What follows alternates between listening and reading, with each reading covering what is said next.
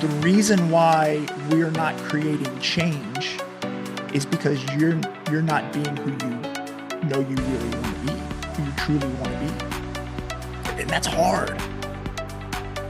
Hello, and welcome to the Private Practice Owners Club. Nathan Shields here with my buddy, 𝗳𝗻𝗄𝗵. How you doing, man? Charged, ready to roll. What's up? I love your one word open, charged. I haven't Charged, heard that man. one Let's often. go. That's great. Yeah. Cool. Very cool. Well, I'm excited about talking about this today because it's in my wheelhouse. I like talking about money. Me too. You know how I get excited about that. So today we're talking about financials and cash flow in particular and the fears related to it and why we're having cash flow issues, et cetera. But I think it's a good place to start with, you're talking to a number of owners, right? And talking to them about our coaching program, what we can do for them. And I'm assuming you're talking to a number of owners who might be having cash flow issues. Is that about right? For sure. Yeah, Yeah, absolutely. right. And rather common? Say it's probably, it's really either comes down to time or money. It's really the two big bottlenecks for people. For investing in coaching, right? Correct. Yeah. And not uncommon, right? There's plenty of owners out there that are struggling a little bit financially. They want to get through payroll next week, or they've extended themselves on equipment or simply the purchase of their practices, et cetera. And so I know you brought this up in particular because the lack of cash flow isn't the issue, right? That's what you're recognizing as you're talking to them. Yeah, And, go ahead. well, I was just gonna say, what are some of the things that they're bringing up that leads you to believe that their cash flow, the cash isn't the issue, right? Yeah. What made you bring this up today? Because I've been studying this more and it's fun because like I'm on this journey with you guys and I'm a student of this game and it's like you could never not go a little deeper on things and understand things fully. And I just kind of had this revelation and I was like, what if I told you that your lack of cash flow is not the problem, but it's really the symptom to the problem? People are going to be like, well, I don't have cash and that's a problem. Yeah. So it's like, why don't we have cash? Yeah. Let's go a little deeper. And we look at like in our instinct is to blame it on exterior circumstances, like, oh, because I can't hire people, or because the insurance rates, or because of this, or because of that, or because right? I can't get referrals. I Right. need And more new patients. so it's a very limited mindset, Right. which keeps people trapped in this hopeless situation that they've kind of created for themselves. And but it's like, but what if you recognize that there's like a whole lot you can actually do. You could fix the root cause of this problem. That is the thing that will generate the cash flow, right? And so like I felt like it would be cool to have that conversation today. Yeah, for me back in the day, in that mindset was I have a lack of cash flow, so I need more new patients. So simply, I need to go market more physicians. That was the only perspective that I had, right? I need to get more referrals from more physicians so that I can generate more patient visits and thus make more money. And it was almost like I see a nail, I hit it with a hammer. That's all I knew how to do. And that perspective has changed now that I learned more about business. Same. Right. And been through enough experiences where it's easy for us now to tell people, yeah, it goes deeper than that, and have a conversation like this today. Even bringing up my presentation at the last conference about pretty easy ways that you can increase your revenues 10% without a single new patient coming in the door. Right. And those are some of the things we're going to talk about today. So, but maybe it goes a little bit deeper than that sometimes too. I know I've been burned. You've probably been burned by buying something, thinking this is going to solve XYZ problem, and it didn't solve the problem. And now I'm out X amount of dollars. Right. So there's the fear of that. There's the fear of, man, they're telling me I can do this. I've never done it before. So maybe I don't have a lot of confidence in myself to get it done. Or, man, that sounds like it's going to take some time. It's going to take some effort.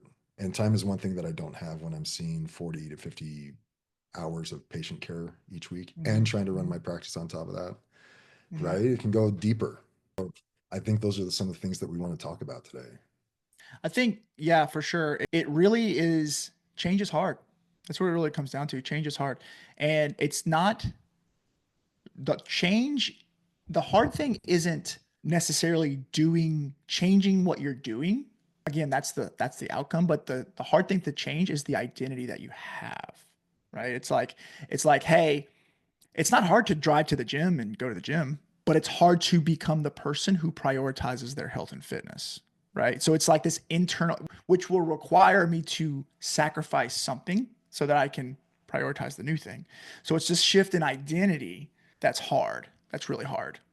Because I I know really, how to do this thing. I know how to do this thing, right? yeah, yeah, yeah. But like this thing is like I don't know what that is. It's scary. It's vulnerable. Like, what would happen if I let this go? Right? Mm. That's that psychological shift that's hard for most people.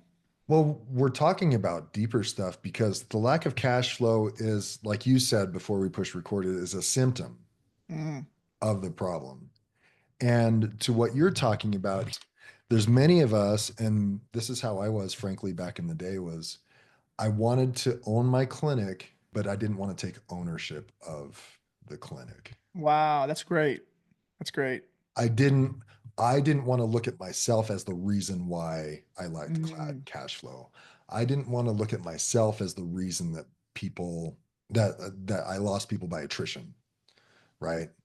Um, because then I have to like focus inward, and right. it's easier to put the blame externally, right, on something or someone else, and just say I'm a victim of XYZ. And I saw Hmm. this week, talking to one of our clients, and he had this PTA that's just been a negative force in his clinic since, I don't know, I think he's been on the team like 9 months. Come to find out, nobody likes this guy. He's a 10-year veteran in physical therapy and has a hard time seeing 8 patients a day, right? And I think they do 40-minute visits or something like that. And he's always late. And when when his feet are held to the fire, accountability wise, he's like, well, if I'm not getting paid extra for coming in 5 to 10 minutes early, then I don't want to be 5 to 10 minutes early. That's tough. I mean, all these things that are going against the guy's values, Hmm. right? Hmm. And he's like, the owner said, I don't want to see this guy's face ever in my clinic again. You're the owner. You don't have to. Say that one more time, real slow. You are the owner. You don't have to work with the people that you're working with if you don't like them. You are the owner. You don't have to barely break even every week Right. because you're the owner and you are the change agent, right? It's almost like, what am I supposed to do if I don't like this guy and he's a negative influence? Well, what kind of blowback is that going to get? And when I find Yeah. out that Yeah. nobody likes the guy, he has plenty of reasons to fire him. He still, wanted to run it by legal, but get on the phone with legal right now Hmm. and fire him tonight. And thankfully he did. Yeah. Thankfully he fired him after we got off the phone. That's Because he told me how many sleepless nights he's had over this guy, how to approach him, how many times he's held him accountable. I'm like, dude, fire him right now and sleep better tonight, please. yeah. Right.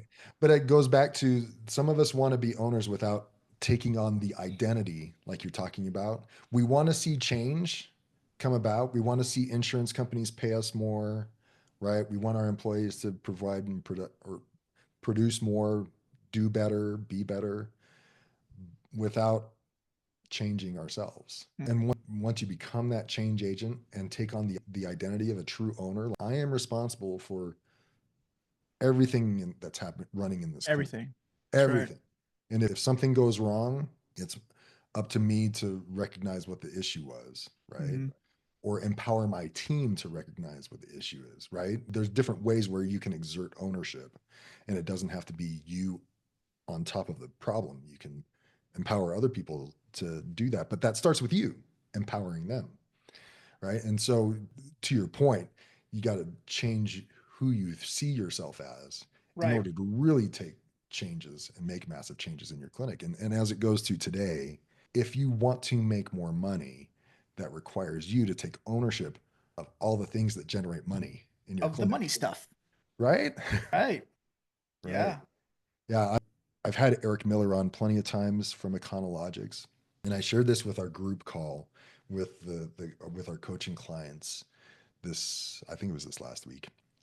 But he said the first thing that he noticed when there is a cash flow issue in your company, the first thing you need to look at is your purpose.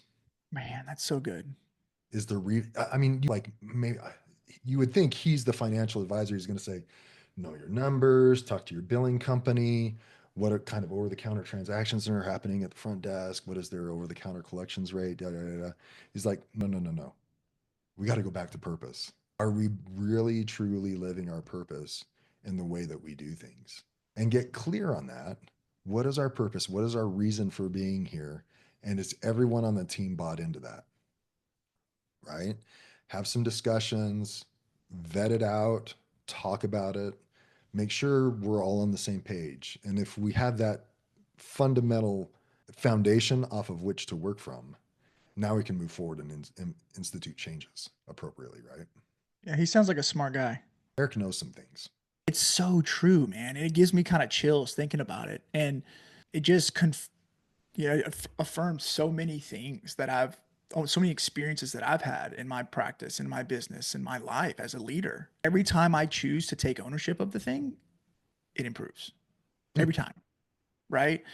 And I like the word purpose, but I've been, for whatever reason, my language has shifted more to identity.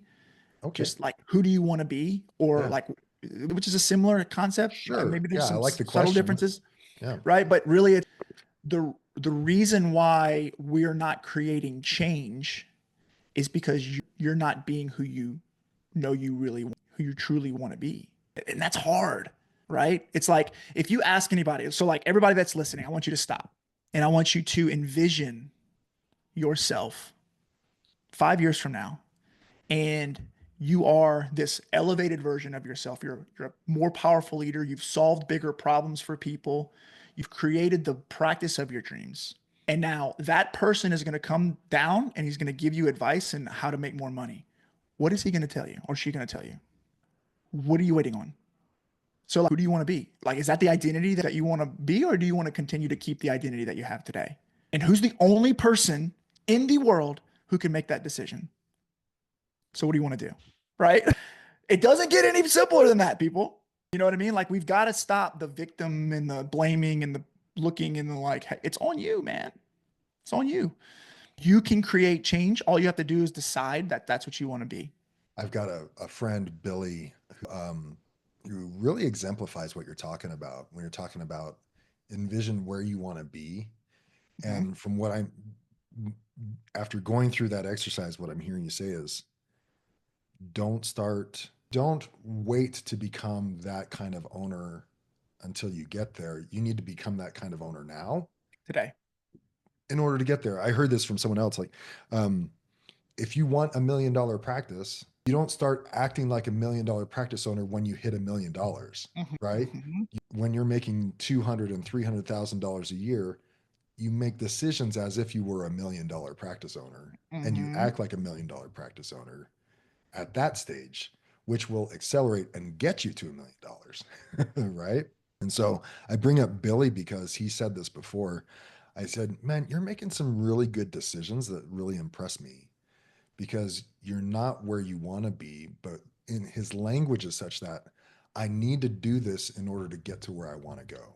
Mm-hmm. I need to do this because when I'm at the 5 clinic level, I'm going to need this in place. I needs the scale. My decision now needs to be scalable. Right. So he's like, he could do the financials. This is his real bugaboo. Shout out to Billy if you're listening, but his bugaboo is like paying bills and running the numbers, and he like hates that. He's like, I can't keep doing this. This is taking energy away from me. He could do it, but he says this isn't scalable. Number one, don't want to Great do it, question. and it is not scalable. So who do I need to find to guide me, direct me, do this for me, so that it's just part of the process and gets me to scale faster? Yeah. So yeah, I bring on a bookkeeper and now I need to just vet bookkeepers. So I do this the right way. Right. What Right. kind of software do I need so that I can scale this company and not just get by for a 1 or 2 clinic company? I need Yeah. for my 1 and 2 clinic company, I need the 5 clinic software program, right? Yeah. You want to make the decisions for where you're going for 5 years from now, right? Mm. Not 5 days or 5 hours, right? And, Not the and, band-aid. correct. Like, so I've had these same, I'm sure you've experienced something like this with your team, but it's like, it's kind of like, hey, we need to onboard a new person next week. Let's gotta fix this piece of the onboarding process. It's like, okay, well, what if we had to onboard 100 people next week? What would we do? Mm. Okay, let's do that. Let's build the onboard process like that. So that way we can put this onboarding process on the shelf for the next 5 years and it's gonna work. If we're gonna fix it, let's fix it right. You know what I Mhm. mean? Yeah. And so like taking bold, courageous action towards where you're going or who you want to be usually wins, usually scales, right? And Hmm. that's going to take some scary stuff. Like you're going to have to invest time and energy towards things that you really believe in, even if it's scary, even if you feel like if you're not sure how you're going to get there, just do it anyway. Do it scared. So yeah, shout out to Billy. So coming back to to the beginnings of our conversation about financials, and that it is a symptom of other problems, right? Correct. So when someone is having a cash flow issue, where are some places that you recommend they start looking? So I try to look at this from, obviously it's like we have to build the foundation, right? It's all about like, let's build a strong foundation. I can tell you what not to do. Don't immediately buy a shockwave machine and try to try to just go sell cash pay services. Don't do that Yeah, first. let's invest some more money in a piece of equipment that costs 5, 6 figures. Again, that's the thing is like, hey, I'm gonna throw this money at this thing, right? That's gonna solve, right? So like what I would recommend is like, let's just take your current model and let's like bulletproof it first, right? Because what we want to do is not make money next month. We want to make money for the rest of our life, right? So, um, my goal with owners is to assuming that cash flow is one of their biggest concerns. One of the first things that we do is go through that profit accelerator piece, which is we're looking at over the counter collections, 4 touch points, over the counter collections, and my goal is to double your over the counter collections. But even if we were only able to increase them by 10 or 15%, like transformative Hmm. financial, like transformative difference. And those of you that are listening, I know what you're thinking right now. You're thinking, yeah, we do a pretty good job at that. And I'm going to look you right. If I could look at you right in your eyes, I'd look at you in your eyes and I'd say, no, you're not. You think you are, but I promise you, you're not. If you can't give me an exact percentage of your over the counter collections rate, then you don't know how well you're doing. There's levels to this thing. Totally. Verifying the insurances and asking your front desk to do that is not enough. Even measuring isn't enough anymore. Like there are more things you can do. So double your over the counter collections. And the other 3 touch points are your fulfillment piece. So how you're delivering care. And that comes down to things like how are you scheduling? What are your productivity expectations? How are you billing? Number of units and the quality of units you're billing, right? So there's some Hmm. elements there. Then it's your billing and collections team. What does your AR look like? How fat? What's your denial rates? What are your clean pass through rates? Hmm. And what is your average the average number of days before you get paid? Like those are like the big ones. But we need to front load the heck out of that stuff. So you're getting cash instantly hitting your bank account. And then the last thing is your financial management piece, which is like how you're managing your cash inside your practice via budgeting, bookkeeping, managing profits, Knowing how you're your financial KPIs. knowing your financial KPIs. But what you Right. could do is you could build guardrails around the way money moves in your business such that it all funnels down to the bottom line. So there's some structure you can build there.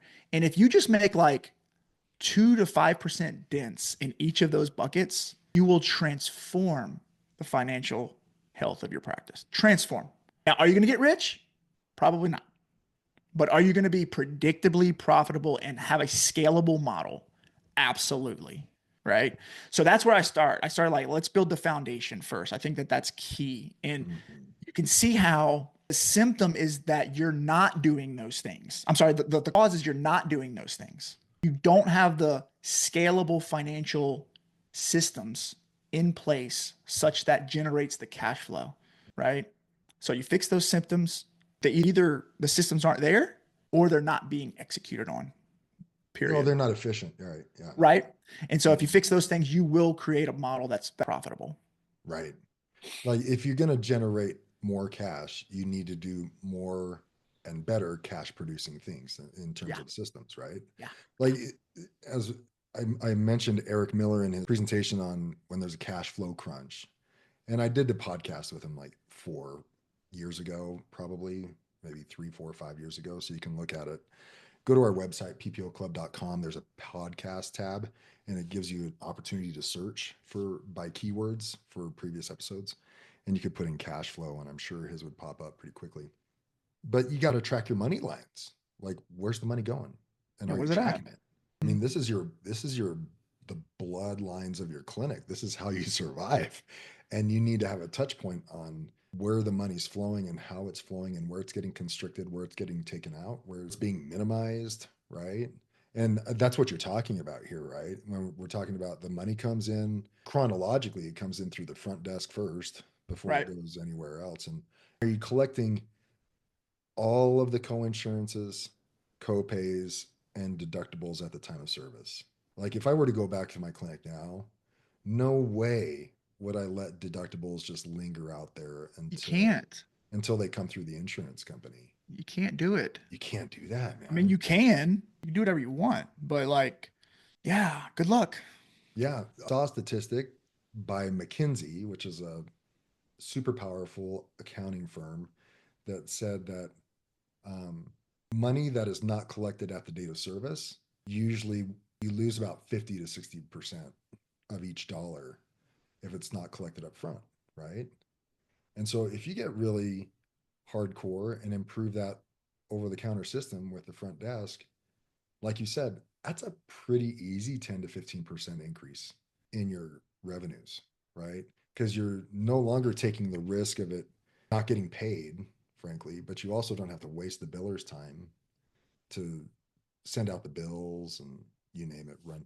So it saves money, right? And that can be hard for people to do if they haven't set up their clinics like that from the very get-go. Most therapists aren't good at asking for money. That's why you get a front desk person that has no issues Hmm. talking money. Hmm. Like they're the type of people that are like, I don't care. This is your insurance. It's not mine. You owe Hmm. us $80 Hmm. Hmm. today. And they're like, yeah, we need your credit card on file if we're Yeah. gonna Yeah. do this. If Sure. we're gonna do this right. Like we need your credit card on file because I don't want to ask permission every time you come in. I'm just going to Hmm. charge your card. And you know what? Someone brought this up. They're like, well, doesn't that mean you might have to send out a lot of refunds after a while? And I'm like, I would be more than happy to write 100 checks a month than to be asking people for money Yeah. with their Yeah. bills in the mail, or sending out texts or emails or however you're collecting right now. I'd be more than happy to send them refunds if it came to it. And that's easily, I mean, if you did that today, like you said, immediate changes. Yeah. For real. Transformative.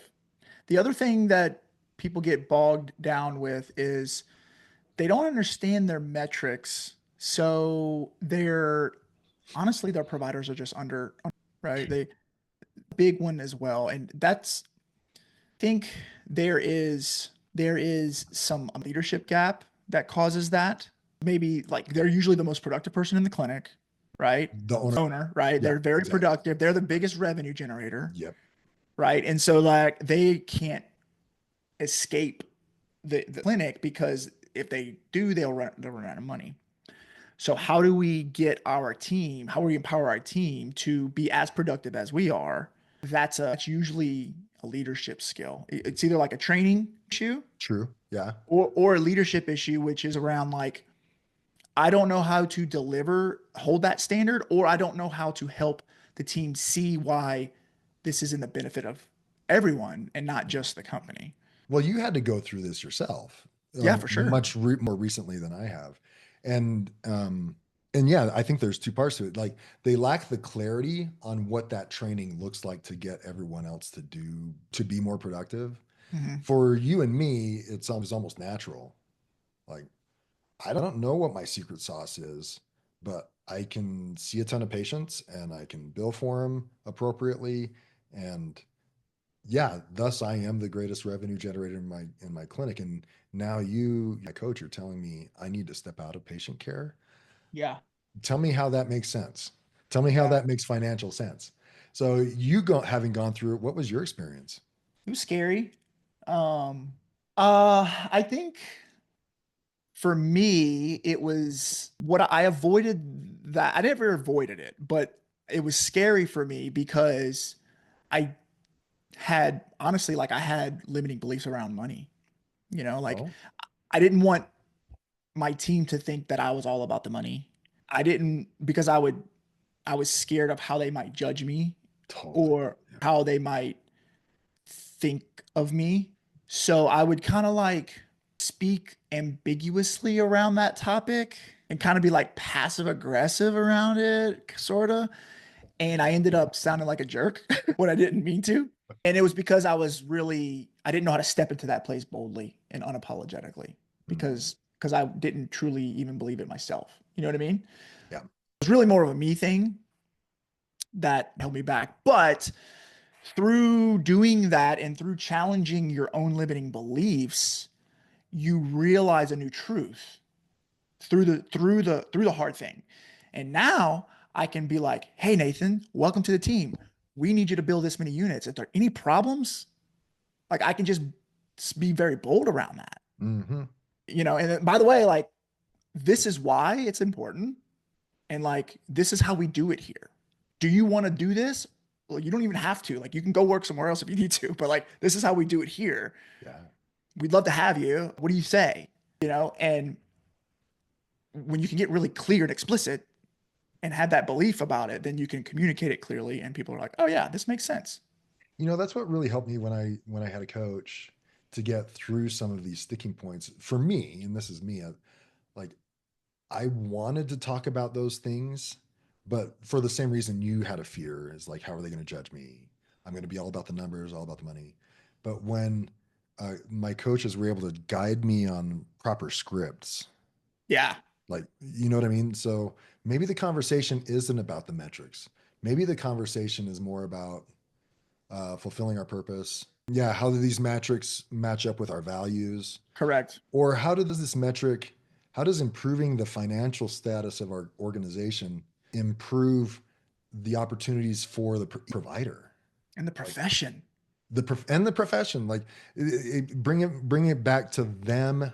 And like, if do you recognize that if you bill the absolute maximum that you can bill for the services you ethically provided, that you're worth more in my organization and you can make more money? You recognize that? And if we do that as, and if it wasn't just you doing that, but if what if the rest of the physical therapy profession build the maximum they could for all the ethical care that they provide? Don't you think it would be easier for us to then say, listen, we provide X amount of services, and no, we're not going to take less. Yeah, we expect to get paid for that. We expect to get paid for that, and we're not going to take a Yeah. cut in the contract because we've already matched our salaries accordingly, right? And then you're coming from a position of power, but having conversations like that, giving the coach did for me was giving a perspective and verbiage to use, and that was super helpful for me Yeah. because now I could have these conversations, and it wasn't about these objective measures, which are super important, and we're going to measure.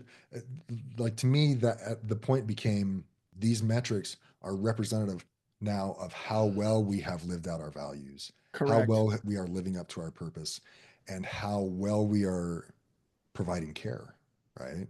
Because, you know, I believe that my care was worth much more than a therapeutic exercise unit because I actually put some thought into my treatment. So I'm going to bill and I'm going to document for a therapeutic activity unit of care, which will pay me significantly more, Mm-hmm. right?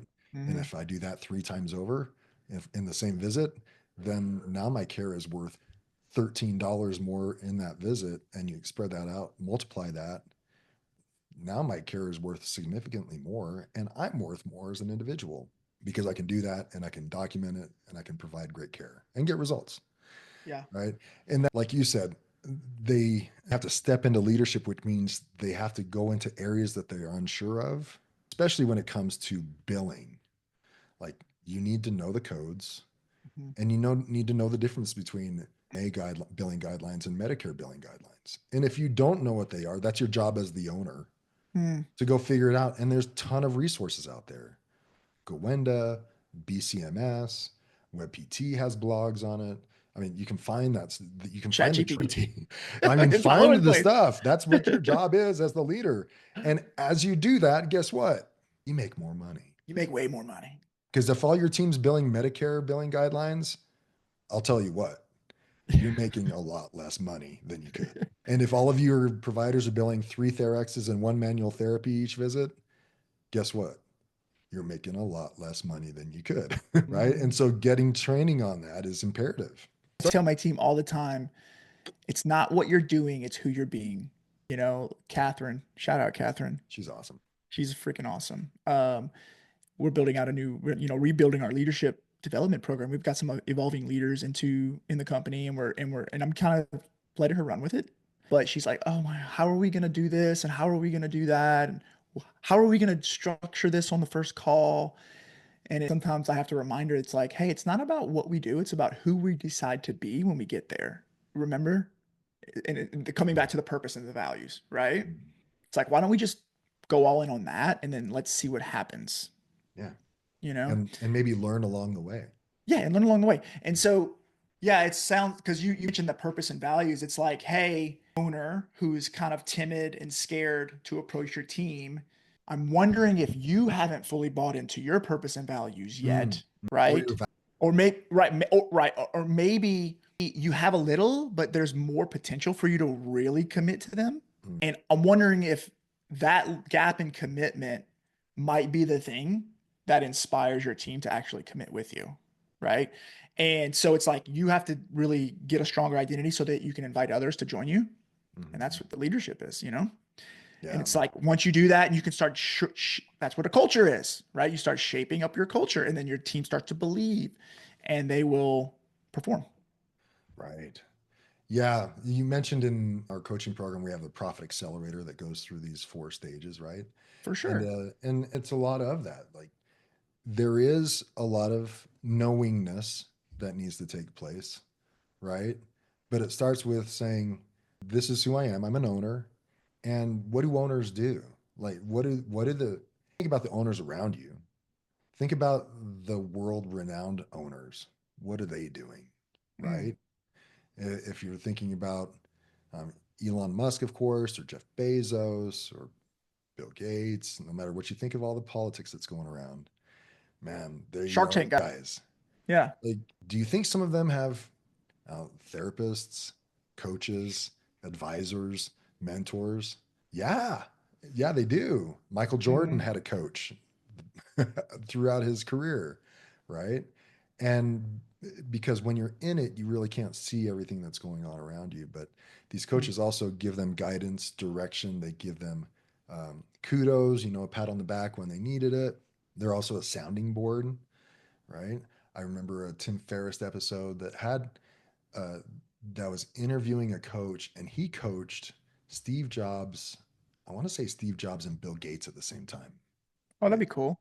Yeah, to like opposing companies, Right, right, right. right? And guess what? Take any salary. He's like, I have no stock in this. I'm just giving you guys the straight, you know what? And I don't care because I have no stock in either of your companies, Mm-hmm. right? And they leaned on it big time, all the time, right? And so that's what the benefit of the coaching was, and it was for me. It was I can the fundamental changes I made as an owner were when someone gave me just a little bit of guidance. Hey, maybe let's just open up this window over here and Mm. see what kind of light it produces in your room, and Mm-hmm. Mm-hmm. Mm-hmm. maybe it's better. What do you And see there? Right. now what do you see? I Like, had a I'm thinking about the guy who fired his employee that I was talking about in the earlier conversation. I had to follow up with him, like, hey, what's your work day like now that you've actually taken ownership of the people that work for you? Mm-hmm, Maybe a little bit hmm. better. Are you sleeping? Yeah, actually funner. I had a I get calls like I am inspired by the therapist who's starting a Oh, new clinic. You know what I yeah. mean? Like I'm like, oh man, go for it. You know what I mean? I'm like, I got you. Like, how can I help? So I'll get on these calls with these people just to kind of coach them up and be like, hey, what are you working on? How can I support you? Spoke with a young guy named Garrett out of Idaho today. Shout out Garrett. He's starting his practice in April. And he's like asking me about units and billing and over-the-counter collections and all this stuff. And I said, here's the trick. I said, you need to surround yourself with people and resources such that you enter each day with an optimistic state, place of like encouragement, possibility, and optimism. Minimize the overwhelm, and we need to try to keep you there often, Mm, right? And if you can stay in that state often, you will become the thing that can help this thing work. But what happens is we get stuck in our own limiting beliefs, and we all experience the like lost, depressed, anxious, overwhelmed, just kind of spiraling, and we put ourselves in a box, you know, and nobody wins. Right. So like we need you guys to win. We need entrepreneurs to win because when you win, the profession wins, mhm. the providers win, the patients win, everybody wins. Yeah.